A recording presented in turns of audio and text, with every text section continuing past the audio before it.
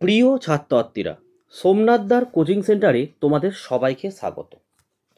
আজকের ভিডিওতে থাকছে একাদশ শ্রেণী দ্বিতীয় সেমিস্টার মানব বিকাশ সম্পদ পরিচালনা অর্থাৎ হোম ম্যানেজমেন্টের এক সেট প্রশ্নপত্র। এই প্রশ্নপত্রটা তোমরা প্রত্যেকে একবার হলেও দেখে যাও, প্রত্যেকটি প্রশ্ন তোমরা প্রস্তুত করে যাও। এখান থেকে অনেক প্রশ্ন তোমরা হুবহু কমন পাবে এবং এই ধরনেরই তোমাদের প্রশ্নপত্র কিন্তু অর্থাৎ প্রশ্নের কাঠামো এইভাবেই আসবে। আমি এর আগে একটি ভিডিও দিয়েছি যেখানে তোমার অধ্যায় ভিত্তিক সাজেশন দিয়েছি, অবশ্যই তোমরা ভিডিও দেখে নিও। এটা প্রশ্নের সেট, তোমাদের দেখো ফুল মার্কস 35। প্রথমেই দেখতে পাচ্ছ যে নিচের প্রশ্নগুলির সংক্ষেপে উত্তর দাও। 2 নম্বরে 6টি প্রশ্ন তোমাদেরকে লিখতে হবে এবং প্রত্যেকটি প্রশ্ন দেখো একটা অর থাকছে। দেখো একের প্রশ্ন বলছে কটি পর্যায়ের মাধ্যমে পুষ্টি পদ্ধতি সম্পন্ন হয়, পুষ্টি পর্যায়গুলি কী কী অথবা পুষ্টি সংজ্ঞা দাও। 2 নম্বর দেখো নাইট্রোজেনের সাম্য বলতে কী বোঝো। অথবা প্রশ্ন ধনাত্মক জল সাম্য বলতে কী বোঝো, কোন অবস্থায় দেহে ধনাত্মক জল সাম্যের সৃষ্টি হয়। 3 দেখো পরিবেশগত স্বাস্থ্যবিধি বলতে কী বোঝায়। 4 পানীয় জলের গলনাঙ্ক ও স্ফুরণাঙ্ক কত, পানীয় জলে পিএইচের মান কত হওয়া উচিত।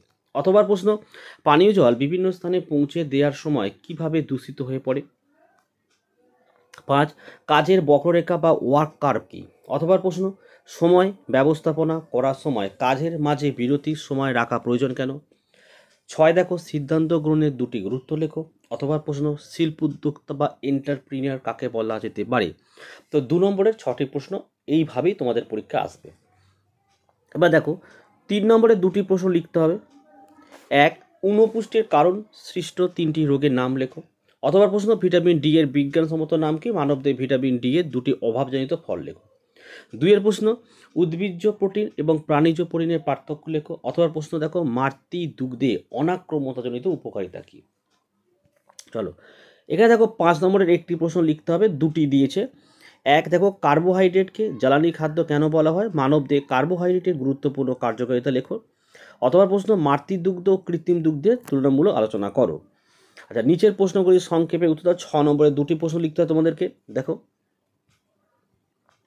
4টি দিয়েছে। দেখো 1 খাদ্য বিষয়ক স্বাস্থ্যবিধি বলতে কী বোঝো, খাদ্য বিষয়ক স্বাস্থ্যবিধিগুলি সংক্ষেপে আলোচনা করো। অথবা প্রশ্ন পানীয় জলের 3টি ভৌত গুণমান এবং 3টি রাসায়নিক গুণমান ব্যাখ্যা করো। 2 কর্ম পরিবেশবিদ্যা বা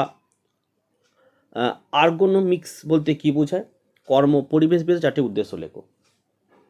2 দেখো হলো এর একটা অথবা প্রশ্ন আছে। দেখো কি বলেছে কার্য পরিচালনা কাকে বলে, কার্য পরিচালনার পর্যায়গুলি কী কী, কার্য পরিচালনার গুরুত্বগুলি লেখো।